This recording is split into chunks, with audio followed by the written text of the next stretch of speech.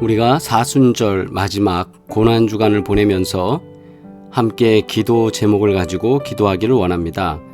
우리 첫 번째는 우크라이나를 위하여 기도합니다. 또 두 번째, 치유 기도입니다.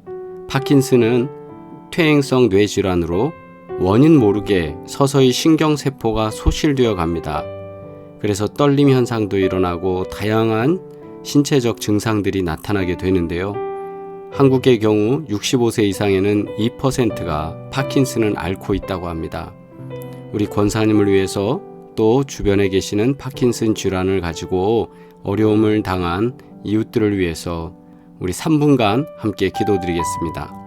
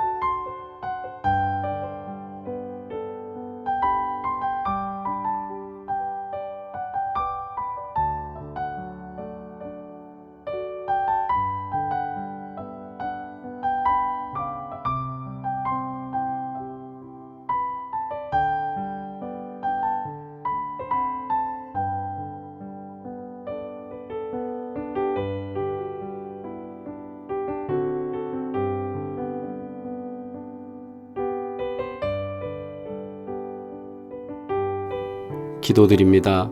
거룩하신 아버지 하나님, 하나님께서 저희들에게 기도할 소망을 주시고 예수님께서 겟세마네 동산에서 최선을 다해 기도하신 것처럼 우리가 사랑하는 마음으로 함께 기도케 하셨으니 감사드립니다.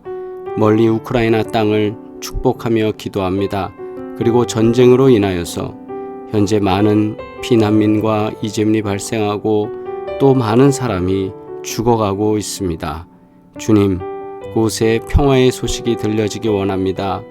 그곳에 전쟁이 아니라 찬양의 소리가 나오고 서로 얼싸안고 함께 기뻐하는 일들이 나오기를 원합니다. 러시아와 우크라이나, 정치적으로, 경제적으로 또한 여러 가지 이유 때문에 지금 전쟁 중에 있사온데 하나님 젊은이들과 또한 많은 노약자들 하나님께서 기억하시고 저들이 더 많이 희생되지 않도록 하나님께서 보호하시길 원하오니 주여 빠른 종식이 오게 하여 주시옵소서. 또 주님 앞에 간구합니다. 파킨슨이라는 질환으로 인하여서 생활에 많은 불편함을 갖고 있는 분들을 위하여 기도합니다. 주님께서 뇌의 신경세포 하나하나 주님께서 어루만져 주시고 치유하여 주셔서 회복되게 하여 주시고, 하나님 퇴행성 질환이기 때문에 하나님 시간이 지나면 지날수록 계속 악화될까 두렵사오니 주님께서 약물을 통하여서도 또 의료진을 통하여서도 잘 관리되어지며 강건함을 누릴 수 있도록 하시고 생활에 평안과 기쁨이 넘쳐날 수 있도록 하나님 도우시길 원하옵나이다.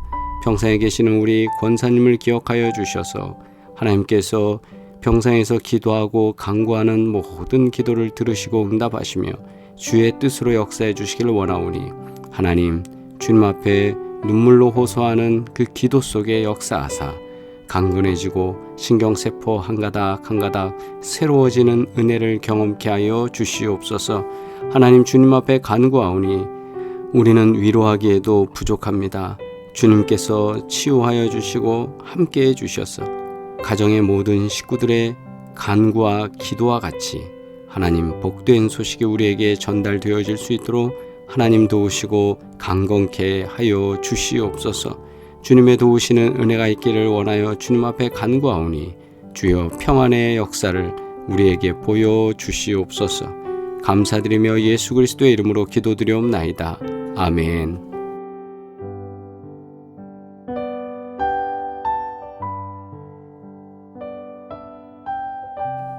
찬송가 150장 함께 찬양드리겠습니다.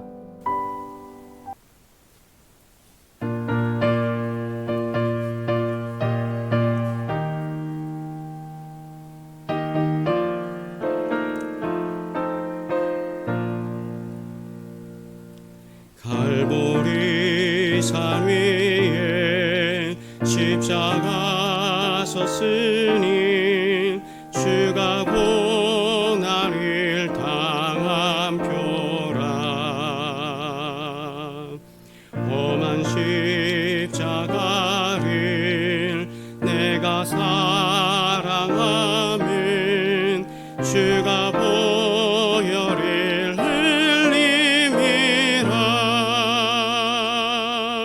죄의 승리를 얻기까지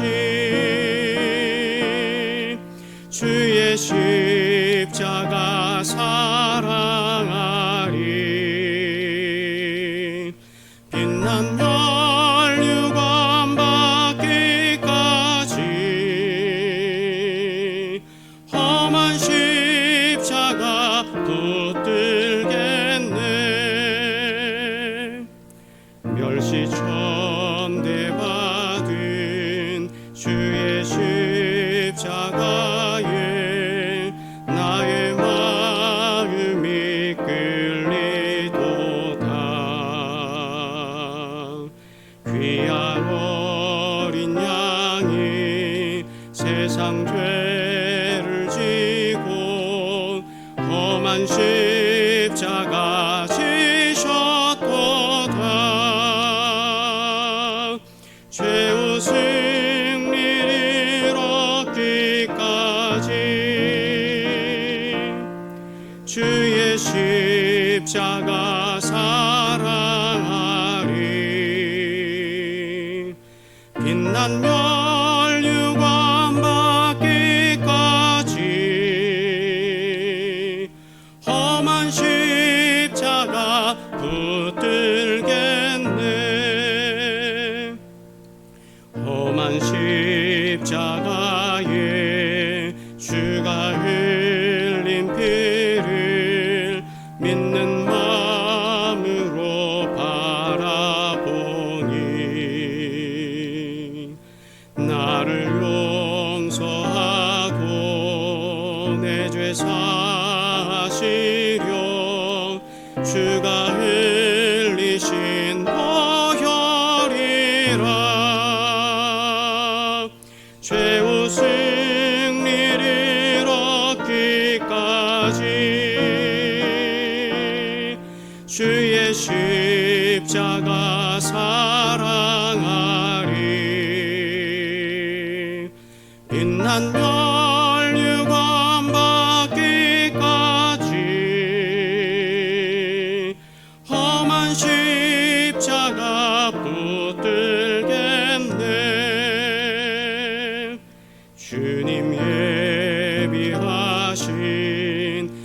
나의 본향 집에 나를 부르실 그날에는 영광 중에 계신 우리 주와 함께 내가 죽도록 충성하리. 최후 승리를 얻기까지 주의 십자가 사랑하리. 빛난 멸류관 받기까지 험한 십자가 붙들겠네. 아멘. 누가복음 22장 39절로 44절 말씀 함께 합독하겠습니다. 예수께서 나가사 습관을 따라 감람산에 가시매 제자들도 따라갔더니 그곳에 이르러 그들에게 이르시되 유혹에 빠지지 않게 기도하라 하시고 그들을 떠나 돌 던질 만큼 가서 무릎을 꿇고 기도하여 이르시되 아버지여 만일 아버지의 뜻이거든 이 잔을 내게서 옮기시옵소서. 그러나 내 원대로 마시옵고 아버지의 원대로 되기를 원하나이다 하시니 천사가 하늘로부터 예수께 나타나 힘을 더하더라. 예수께서 힘쓰고 애써 더욱 간절히 기도하시니 땀이 땅에 떨어지는 핏방울같이 되더라. 아멘. 세 번역으로 말씀 합독하겠습니다. 예수께서 나가시어 늘 하시던 대로 올리브산으로 가시니 제자들도 그를 따라갔다. 그곳에 이르러서 예수께서 제자들에게 말씀하시기를 시험에 빠지지 않도록 기도하여라 하신 뒤에 그들과 헤어져서 돌을 던져서 닿을 만한 거리에 가서 무릎을 꿇고 이렇게 기도하셨다. 아버지, 만일 아버지의 뜻이면 내게서 이 잔을 거두어 주십시오. 그러나 내 뜻대로 되게 하지 마시고 아버지의 뜻대로 되게 하여 주십시오. 그때 천사가 하늘로부터 그에게 나타나서 힘을 북돋우어 드렸다. 예수께서 고뇌에 차서 더욱 간절히 기도하시니 땀이 핏방울같이 되어서 땅에 떨어졌다. 아멘. 현대인의 성경으로 말씀 받습니다. 예수님이 습관대로 감람산에 가시자 제자들도 따라갔다. 예수님은 그곳이 도착하셔서 제자들에게 시험에 들지 않게 기도하라 하시고 그들을 떠나 돌을 던지면 닿을 정도의 떨어진 곳으로 가셔서 무릎을 꿇고 이렇게 기도하셨다. 아버지께서 원하신다면 이 고난의 잔을 내게서 거두어 주십시오. 그러나 제 뜻대로 마시고 아버지의 뜻대로 하십시오. 그러자 한 천사가 하늘에서 나타나 예수님께 힘을 북돋아 주었다. 예수님이 괴로워 몸부림치시며 더욱 간절히 기도하시자 땀이 핏방울같이 되어 땅에 떨어졌다. 아멘. 나눈 말씀을 통해 늘 하시던 대로라는 말씀으로 함께 사순절 묵상하겠습니다. 어느 사막에 있는 수도원에 새로 젊은 수도사가 들어왔다고 합니다. 수도원에서 이 수도사가 가장 힘든 것이 있었습니다. 그것은 이른 아침에 일어나서 해야 하는 기도입니다. 실컷 잠을 자고 싶은데 스승인 수도원장이 기도 시간을 너무 길게 잡아서 여간 어려운 게 아니었습니다. 기도 시간이면 졸다가 혼나기 일쑤였고 그래서 어느 날 수도사가 스승에게 큰맘 먹고 질문을 했습니다. 우리가 기도하면 과연 하나님을 볼 수 있을까요? 꼭두 새벽부터 그렇게 기도한다고 해서 하나님을 볼 수 있는 것도 아닌 것 같은데 꼭 그렇게 오래 기도해야 하느냐고 은근슬쩍 자기 할 말을 한 것입니다. 이건 젊은 사람이 스승에게 크게 대든 것 같습니다. 그러자 스승이 젊은 수도자에게 반문했다고 합니다. 네가 기도해서 해가 뜨게 할 수 있느냐? 젊은 수도자는 불가능하다고 대답했습니다. 해가 뜨는 것은 자연의 순리인데 어떻게 사람이 해가 뜨게 할 수 있느냐고 그럴 수 없다고 말했습니다. 그러자 스승은 젊은 수도자에게 하나님도 마찬가지라고, 하나님은 인간이 기도로서 불러내거나 만날 수 있는 분이 아니라고 대답했습니다. 다시 젊은 수도자가 의기양양하게 항변합니다. 자기 말이 맞는 것 같거든요. 우리가 기도해서 하나님을 만날 것도 아니라면서 왜 무엇 때문에 기도해야 합니까? 스승은 조용히 젊은 수도자를 꾸짖으며 말했습니다. 우리가 아침 해를 뜨게 할 수는 없지만 아침 해가 밝게 뜰 때 깨어있지 않으면 볼 수 없듯이 기도하지 않으면 하나님이 우리에게 오실 때 뵐 수 없지 않겠느냐. 젊은 수도자는 기도를 하나님을 불러내는 것으로 생각했습니다. 그러나 그의 스승은 기도를 하나님을 기다리는 것으로 생각하고 있었습니다. 젊은 수도자, 그 사람의 기도는 자기 중심의 내용이었습니다. 그러나 스승의 기도는 다만 하나님이 중심이었습니다. 젊은 수도자의 기도 시간은 자신의 때, 자신의 시간이었지만 스승의 기도의 시간은 오직 하나님의 때, 하나님의 시간이었던 것입니다. 하나님이 원하시는 때에 하나님의 방법으로 기도할 것이냐, 아니면 내 방법, 내 생각대로 기도할 것이냐, 이것이 이 두 사람의 입장 차이였습니다. 아울러 이 입장 차이는 오늘날도 우리에게 동일하게 적용되고 있는 것 같습니다. 내 중심적으로 우리가 하나님을 만나야 합니까? 하나님 중심적으로 우리가 하나님 앞으로 나아가서 하나님을 만나야 합니까? 이제 우리는 오늘 성경 말씀으로 우리의 시각을 돌려봅니다. 예수님은 어떤 분이십니까? 누가가 누가복음을 통해서 전하는 예수님은 무엇보다 기도하시는 분이었습니다. 누가복음은 예수님이 기도하시는 모습을 유난히 주목하고 있습니다. 자주 언급하고 있습니다. 예수님은 요한에게 세례 받으실 때도 기도하셨습니다. 누가복음 3장 21절, 사람들이 몰려올 때도 외딴 곳에 가셔서 기도하셨습니다. 누가복음 5장 16절에 잘 나와 있습니다. 변화산에 올라가실 때도 기도하러 가십니다. 누가복음 9장 28절로 29절에 나와 있습니다. 기도를 강조하는 과부와 재판관 비유도 누가복음에만 나오고 있습니다. 더 자세한 것은 18장 1절로 8절에 기록되어 있습니다. 예수님은 심지어 십자가에서도 다른 사람들을 위하여 기도하시고 마지막으로 당신의 영혼을 아버지께 맡기는 기도를 드리며 숨을 거두십니다. 누가복음 23장 34절 46절에 기록되어져 있습니다. 예수님께서는 기도를 가르쳐 주셨고 몸소 기도하셨습니다.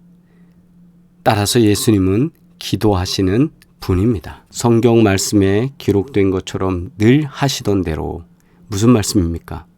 예수님은 항상 기도하셨다는 말입니다.